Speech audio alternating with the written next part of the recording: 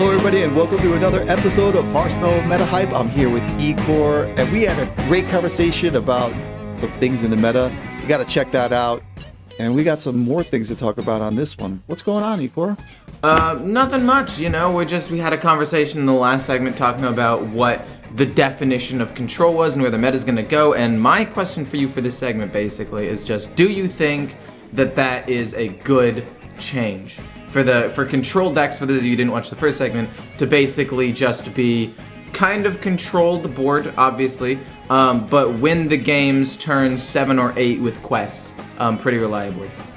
Do you think that's good for Hearthstone? Quick answer, no. Episode's over. Yeah. I don't like it. I don't like the idea of it because traditionally I do like control. Mm-hmm. I like playing control, and what we discussed in the other episode was that control has many different forms, and it just seems to be that there's this new definition of what control is, and it's never been that you win on turn 8 or turn 7, you know? So I kind of, the games are sometimes like it depends on like what you're doing, right? We used to play aggro. If you play aggro, you enjoy winning the way that aggro wins, and that's fine. You're allowed to do that. If you play mid-range, you enjoy winning how mid-range wins.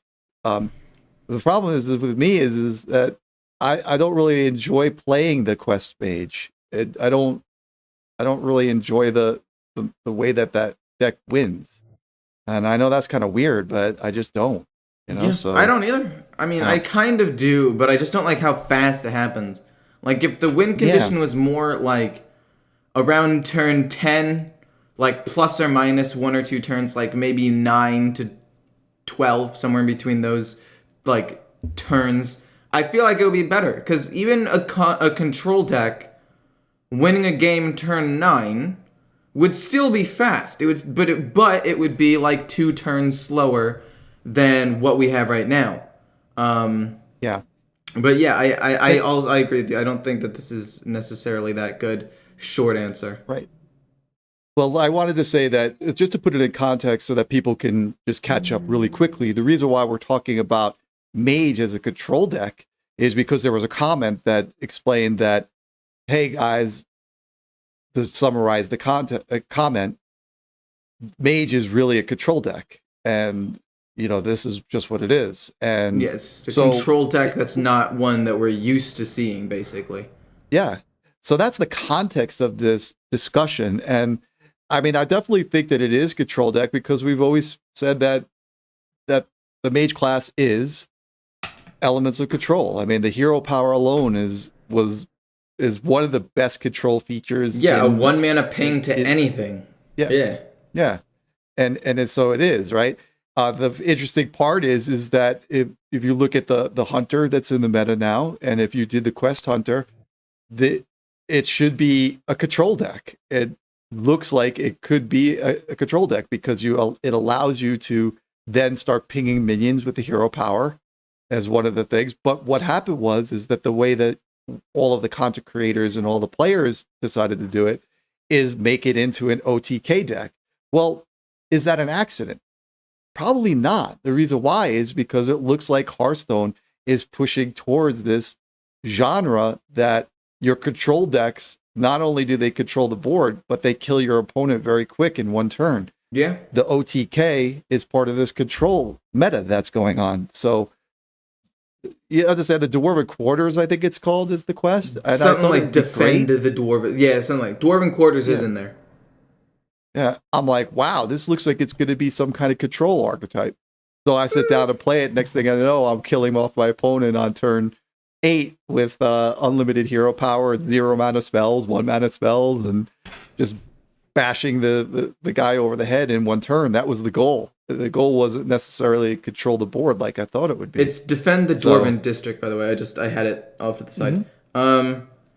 I don't fully agree with you about the quest hunter probably being control deck. I mean, yes, you could target minions, but that doesn't necessarily make it control. Like, that would just be kill off maybe one important minion. But I do see your point, though. It looked like it could be at least a more mid-range archetype that would eventually combo off, maybe. But it turned out just go face and go face some more. Oh, your hero power can target minions? Too bad. Still going face. Win by turn 7. And it's actually one of the worst quests, too. And it still does that. It is. And like I see what you're saying. I mean, like I said, I was speculating that it would be a control deck, and what happened was at the time when I looked at the quest, there was no other supporting cards that came thereafter that would make it into a control deck. So my first impressions were it was going to be more of a control archetype for Hunter, which is something that just doesn't exist, right? And it still doesn't exist. So yeah, we kind of agree and disagree at the same time. I totally understand what you're saying, and I'm admitting I was wrong. There is no control in the Hunter class. And I wish there was, though. That would be fun. I'm gonna be honest. I feel like Hunter Control is a class that I would be fine seeing winning fairly early, like turn somewhere between 8 and 10, right? Because Hunter is a aggressive class, so have it be a control Hunter, but maybe like not as control-y, because Hunter is always going to struggle with control because it's Hunter, and it just lacks draw and all that. But it also can kill kind of early.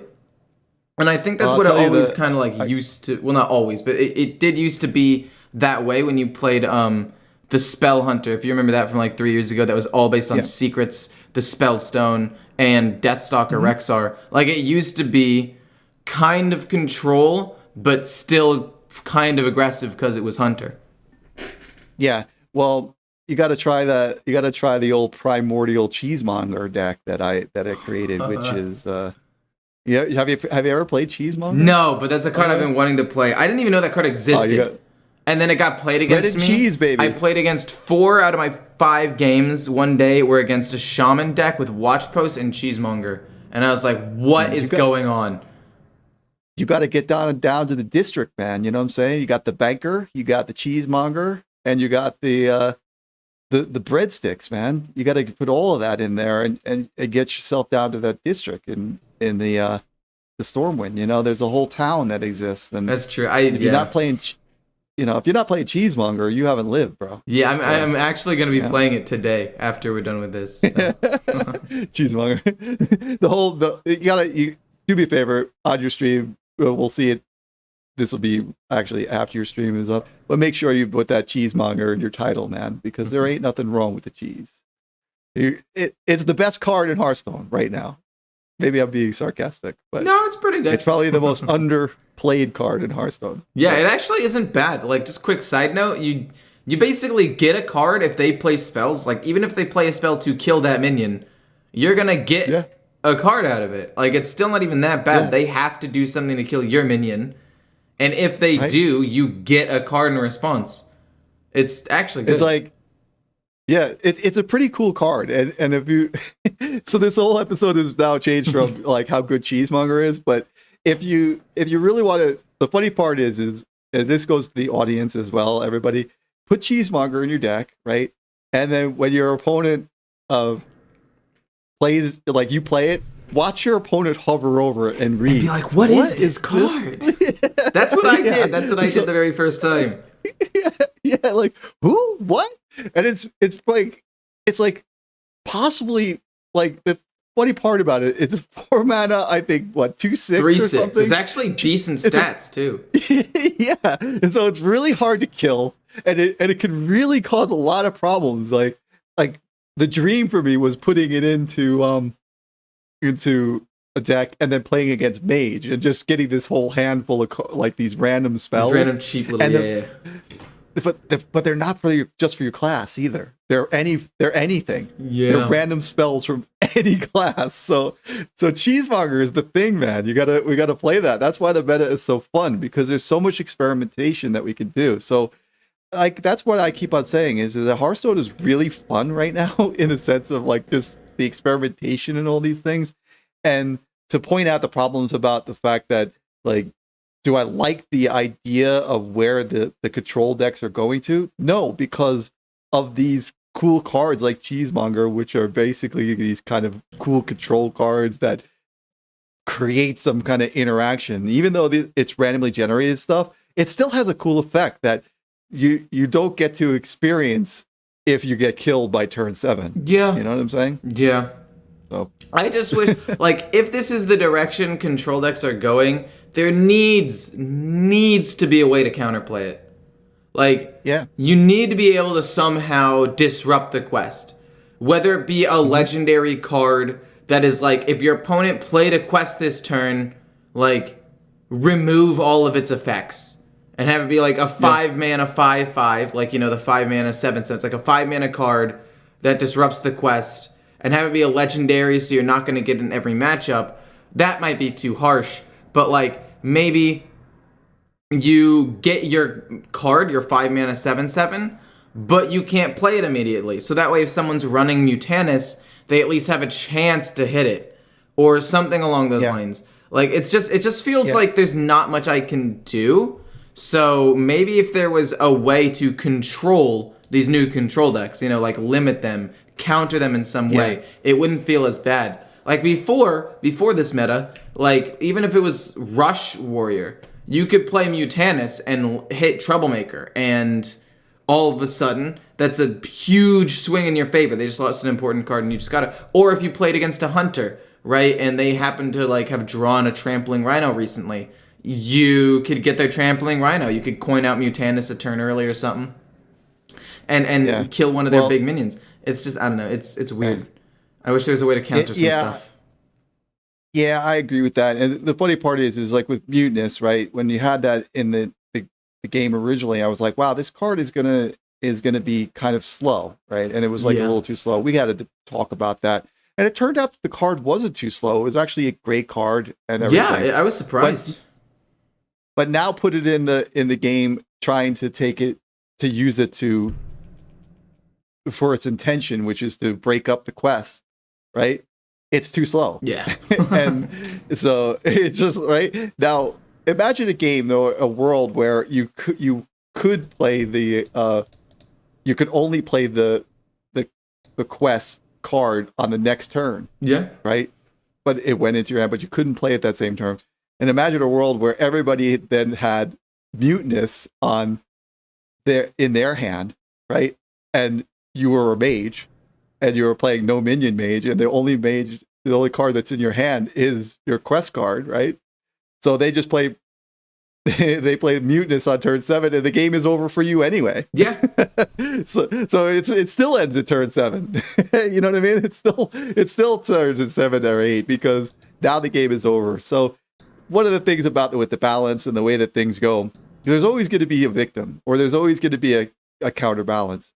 It's kind of like gambling. When someone wins, someone loses. That's just the way it is. And, you know, it's hard to balance these changes and do it. So Hearthstone is doing what they can. Obviously, though, they've given us all the signs that this meta is going towards control decks being a lot quicker and a lot faster to get to their win condition. And remember that, you know, it's a very, very difficult game to balance. They do what they do. I mean, I wish that we could sometimes like do balance changes ourselves and try them out for like 3 days or whatever, but it can't. You know, it's up to them to do it, and for us to give the feedback and play the decks and give them the statistics so that they can make the game better. I mean, have any other thoughts that you want to share before we get on out of here, Igor? No, not really. Basically, you've said everything. And maybe, I don't know, a cool thing that might, or it probably will never happen, but let's just say hypothetically, a cool thing, because the community complains about the meta a lot, is like have Hearthstone put out a giant poll and have the community decide what cards to nerf and how to nerf them, if that would be at all possible. I feel like that could be interesting, because we're going to continually complain about things, but if it's something literally decided by us, I feel like it would be an easy out for Hearthstone, or at least Blizzard, be like, hey man, we did what you wanted to do. You wanted the meta to slow down a little bit, and we nerfed the quest. You chose literally what we were going to change. I don't know. They're never going to do something like that, but I feel like it could be kind of fun, or at least funny. make your own cards and add them to the meta type of month. No, but be like, here are 5 cards that we're gonna nerf for this class, this class, this class, and like you choose the card to nerf, and then they'd come up with a poll the next day, like, okay, you guys chose this card. How would you nerf it? And then they'd give a ton of options, and it wouldn't be able to do like everything, but it would be more community driven, and people would be maybe happier. Or more frustrated because they're like, how could the community be this dumb? How are so many people voting for Incanter's Flow to not be nerfed? Or something like that. Like, who knows? Maybe if we actually took it to a vote, Incanter's Flow would have, like, less votes than some other card. Who knows? Like, probably not, but maybe. Who knows? Yeah, there'd be that nerf to Cheesemonger, man. Yeah, I'd choose nerf that card, man. Yeah. So, anyway, we're always talking stuff. We do this show, and it is like one of the things that we really enjoy doing. Have so much fun with eCore. We have so much fun interacting with you guys in the audience. Make sure that you give this video a thumbs up. Also, subscribe to the channel because I'm very close to 1,000 subscribers. And once 1,000 subscribers comes, big things happen, I guess. But, it's just a number. Anyway, as I always say, stay hype, and we'll see you next week.